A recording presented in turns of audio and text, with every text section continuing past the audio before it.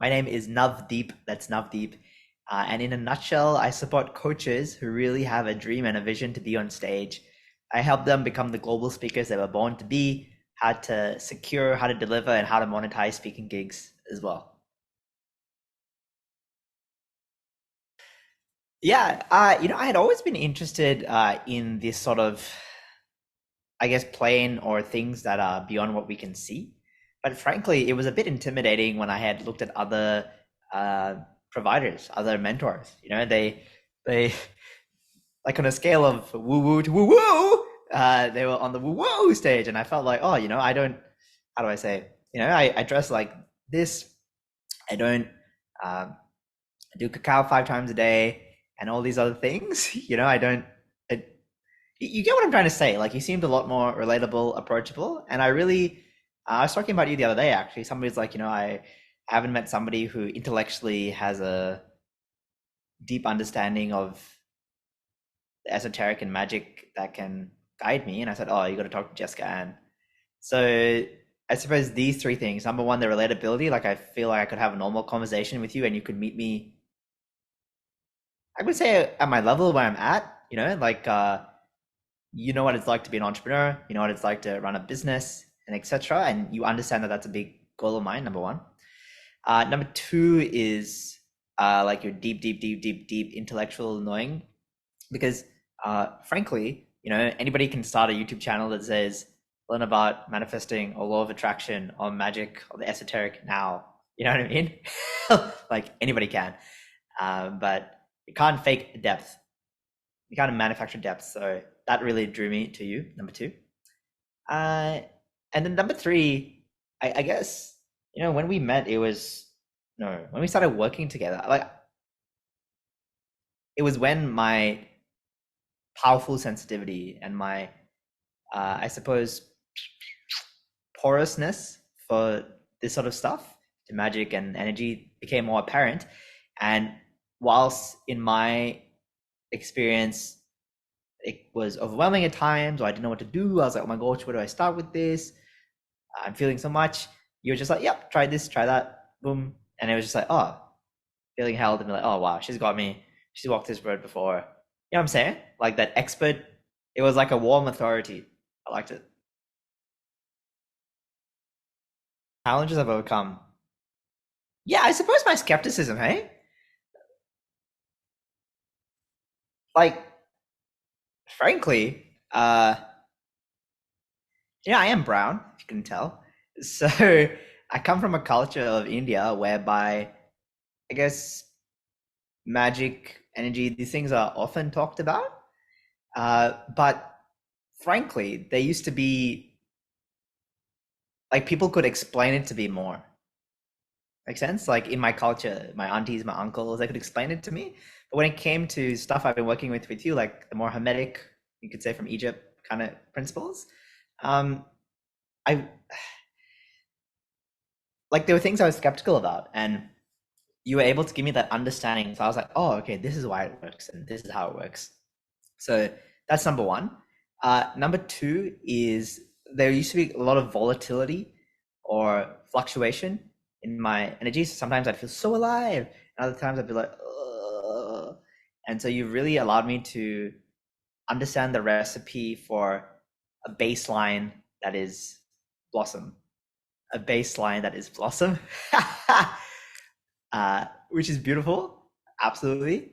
And then number three is you've really helped me understand how it all integrates. What do I mean by this? So, this is not the first time that I've invested in a mentorship when it comes to, I suppose, energy work and things like this.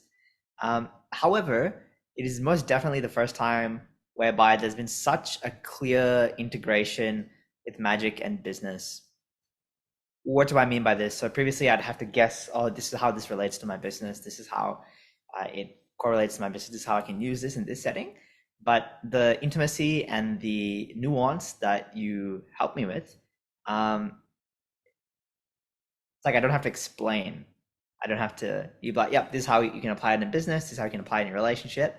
And, frankly, I say that a lot, frankly, truth, no, frankly, Uh, frankly, some of the coolest times, I think you even messaged me once. I was in Gabon in Africa on the speaking tour. I think you messaged me saying like, "Hey, how are you? I just felt you." And then remember we talked about dehydration and things like this. So to summarize, the three challenges that I've overcome is number one, skepticism. So I have a deeper understanding. Number two is there's a baseline of blossoming. And number three is it's very clear. We leave each one of our sessions with clarity on how I can apply this to business, how I can apply this to romance, how I can apply this to my personal life. Because frankly, I got a lot going on, So every time I know I come to a session with Jess, there's always an ROI. So what more can you ask for? It's freaking good, and I feel good too. So, oh yeah, the first thing that comes to heart is we had this whole session where we talked about you know um, the relationship that you have with your business. So I could say some things like it feels more flowy and things, but the most thing is the most thing by far by now would be, I guess, reconfiguring and designing and refining my business in a way where it brings me intrinsic joy. So we mapped up some of my needs that were being met from my business in a healthy way and a non-healthy way. So for example, I love adrenaline and adventure and challenge, and there were healthy and unhealthy ways that my business was a platform for this. And so, able to really pinpoint the ways that it was unhealthy and change into a way that were healthy, number one. And number two, like it allows my business to give me more intrinsic joy. So even today, I was like, oh wow, I've actually really enjoyed today working on my business, which is cool. So and and another thing, like I always remember, right? Me and Jess were on a call, and I was talking about how something that would seem impossible to me, and then she's like, "Okay, how do you make this happen in the next 2 years?" And so it was this excitement, this challenge, this growth, this edge. It was so fucking cool indeed. So to answer your question as to how has my business changed, in the macro, the biggest change so far has been it's now designed to bring me more joy, which is so cool. And then in the micro, there are a couple other things. And as a result, it brings me more joy. I want to invest more energy. It's like a circular relationship. You invest more energy. Like today I was working on a pipeline, and I had more energy to invest into my pipeline. And invest in your pipeline, it means investing in your sales, your cash flow, your profit. So there's no question about that. Two things. Number one is how much of a recipe there really is. As I aforementioned, many people who talk in this space, like, frankly, I know somebody very personally who bought like a mentorship, right, 101, and the mentor was like, "We're gonna make you $20,000 in the next 2 months," and it didn't happen after 2, 4, 6, 8 months. Firstly, that's a very bold claim to make. Secondly, there was no, every time it was questioned, from what I know, and I was very close to the client and I know the coach as well. Every time it was questioned, every time it was brought to awareness, every time there's a conversation, like there was always an ambiguous answer that was given by the coach. Now, there's a time, and from what I heard, this is secondhand hearing, right? Could be Chinese whispers, but you know what I mean. So there's a time and a place for a coach to be ambiguous and like talk in that sort of language to allow the awareness to expand, which is great. But what I found with working with you was that you had this perfect balance. Sometimes I'd ask a specific question and you'd dig deeper into what was under, what was the story, what was the program, and we'd go in tangents that always came back to the path. But as a whole, there was a recipe. Make sense? And what I found surprising, but also really I liked it was you didn't sell me a magic pill. Like I even remember on our call, you like managed my expectations, and you've been really good at managing my expectations in a good way. Makes sense? which also allows one to feel more surrendered and sunk into the rate direction of progress. Like I made huge progress in our time together, which is absolutely fantastic. And you've had that perfect balance of showing me the recipe to some things, and then also the balance of like taking it where it needs to go and managing expectations, which is so cool. I'd add one more thing. I guess what I've also found surprising is like we have some tools that we've covered that I'm thinking of like the the embodied meditation, the essential meditation, the different elements of touches and stuff that has brought me so much joy. And frankly, I think about like, like at the time of this recording, just so everybody knows, we're just over halfway in our current engagement. And part of me sometimes thinks like, oh, there's so much I want to cover. Like there's so many, not open loops, but so many things I've been exposed to that I've not been exposed to before. Makes sense? And I'm like, oh, there's so much I want to cover. The astrology side, like when you're like, oh yeah, it's this moon, this means this people. I'm like, shit, man, it was a full moon 2 days ago. I was like, I want to know what that means. You know what I'm saying? Being able to tune into other people's energy with their consent more effectively. I wanna become master at that, right? And so like part of every now and then that does pop up, right? But then I remind myself like, oh my God, even that one practice of the elemental touch, like if that's the only thing I took from this for the next, I'm going to be alive for a good 70, 80 years. Like the compound return on investment and like amplified joy that will bring into my life and sovereignty it brings me, and magnetism and my ability to show up in my different relationships, life changing. Like I feel you could run like a whole course just in that.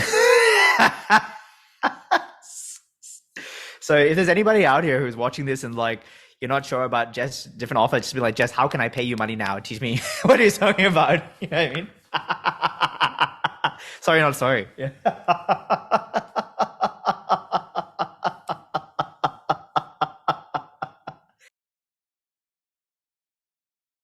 The first thing that came to heart was an entrepreneur who wants to scale. An entrepreneur who wants to scale, but with less headache and more joy. Because in previous lifetimes, right, in different organizations, I've managed up to team members of 150 people. We've had team members, we had like marketing campaigns, and don't get me wrong, there is a time and place for all these things. But now I'm on a journey to scale with joy, which is very, very cool. And I guess who is this best suited for? It's for somebody who wants like a fucking edge, Like I can speak strategy till the cows come home. And I'm sure if you like me by now, somebody's listening to this, they probably have some sort of prowess when it comes to analytical, logical decision making. But now you're looking for an edge, right? Because you can learn another strategy, you can learn another decision making framework, you can learn another campaign. But that my guess is that if you're listening to this will give you growth, but it will give you incremental growth. So then you got to ask yourself, what will give you the exponential growth? It's probably outside your current comfort zone. Make sense? So the person who I feel that this is best suited for is an entrepreneur who is looking to scale and wants an edge. Like the edge, what we've covered has already given me, and it's going to give me just like the things I've covered. Hint, hint, nudge, nudge. Let's do that. I'm so fucking excited. Like I feel so powerful, it's beautiful. And oh man, like how I'm going to be able to serve my clients. And when I become a household name, like you'll be like, Jess, can you run a session on magic? What the fuck are you waiting for? Like if you've listened this far, you've already, I'm gonna be frank, right? No cap. If you're listening this far, it means you've already kind of made a decision. Now you're just looking for the external justification to feel more safe in making this happen. So frankly, you can message me. I don't know how My name is Navdeep Pasricha, Navdeep Pasricha. You can message me and ask me about my experience with Jess, and I'll be happy to share it with you, um, if that's okay with you, Jess. But yeah, frankly, if you're watching this far, like it means you already know in your heart, you're just looking for a nudge. What if you stopped outsourcing your power and you insourced and trust that you already know what you know, and you already know if it's a yes or a no. So if it's a no, that's totally okay. But if it's a yes, then it's a yes. It makes sense. Remember, Jess? I was like, no, I want to pay you in full. Let me pay you in full. You're like, no, it's okay. I'm like, no, let me pay you in full and give me a deadline. Do you remember that? So that's what I have to say about that. And then I guess another thing that I would say to somebody is, um, if you have like a family, and I guess people who depend on you, dependents, like the value and the ripple effect this will make them is clear. Like I still remember when you sent me that message, heart cracking wide open in the best way. You sent me on Instagram. The love I was able to deepen with my mom and dad, my parents, my family. I think that was 3 weeks ago. Priceless. So sometimes when people get on application calls or sales calls, oh my God, I said sales. Are you okay? When people get on application calls, they kind of have this expectation that they will borrow the mentor's certainty, or the mentor will not chase, but you know what I mean. Frankly, when I got on a call with Jess, the first was she says like, hey, I know you're really into stuff now, but we're not going to do any salesy stuff.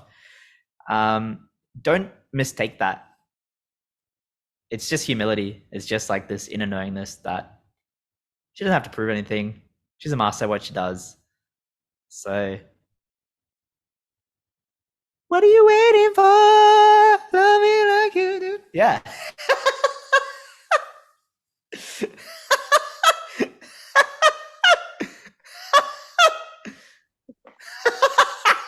You remember, Jess? You even offered me like the mid-tier program. I was like, no, I want the higher tier. I want to do this like as intimately as possible. I know it's more expensive. Let me make the money happen. And then we did.